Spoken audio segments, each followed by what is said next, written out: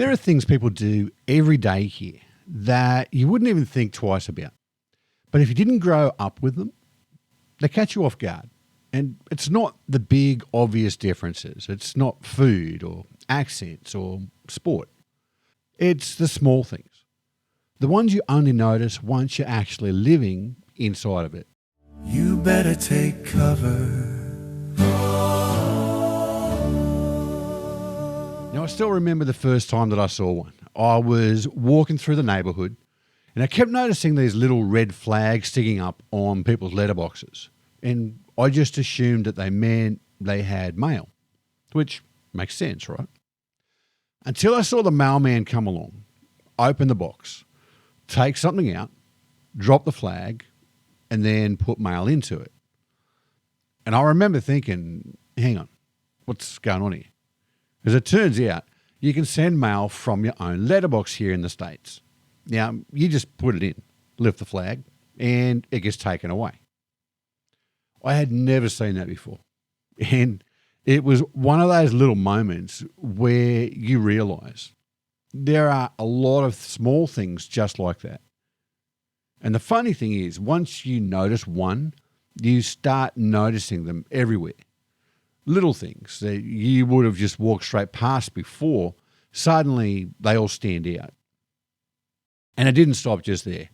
When we first moved into our place here, we put the garbage bin out the front like you normally would for collection the next morning. I wake up, look outside, and it was gone. Just gone. I remember thinking, someone's stolen our garbage bin, which felt like a really strange thing to steal, but hey, nothing's impossible either. I could almost picture the headline back home, Aussie in America, first week there, has his bin stolen. You know, it turns out you actually have to pay for the bin separately here in the county where I live. They're not just a part of your property taxes. So no, ours hadn't been stolen. We just hadn't paid for one. Which also explains why no one else's bin had been stolen that day, because they all actually owned theirs.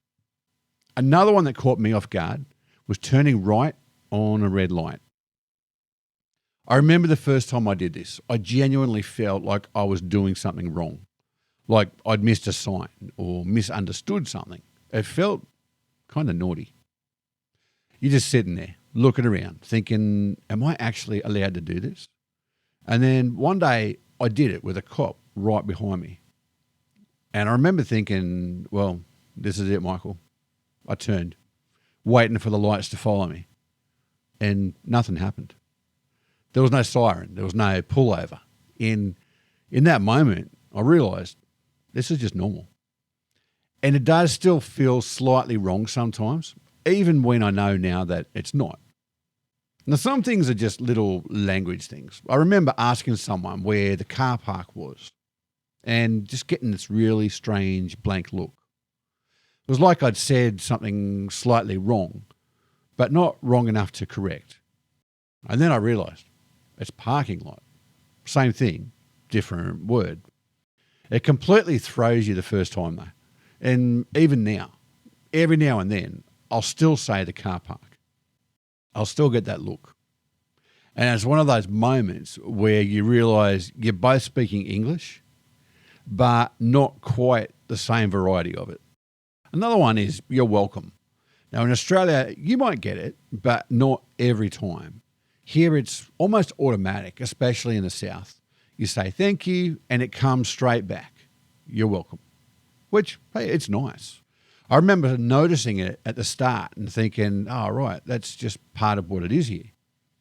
And another one that took a bit of getting used to was where you actually buy things, like buying beer at a servo. You fill up the car, you walk in, grab a six-pack, pay for it, and away you go. That still feels a bit strange to me. And then seeing ciggies being sold in a pharmacy, which, coming from Australia, feels completely backwards. You sort of expect those things to be separated out, but here it's just normal. Walgreens selling Marlboro Reds right next to some quit smoking aids. No one thinks twice about it. Another thing that surprised me in a quieter way was TV.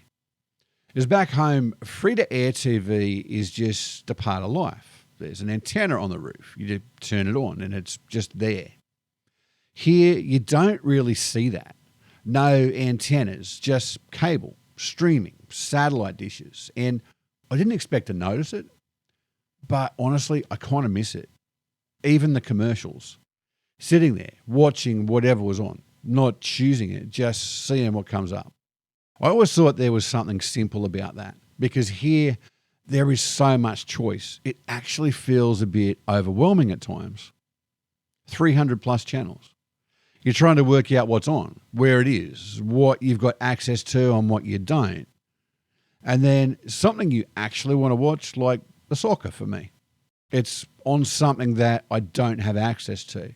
So instead of just turning the TV on, you kind of have to manage it instead. Another one I'd never come across before was something called trunk or treat.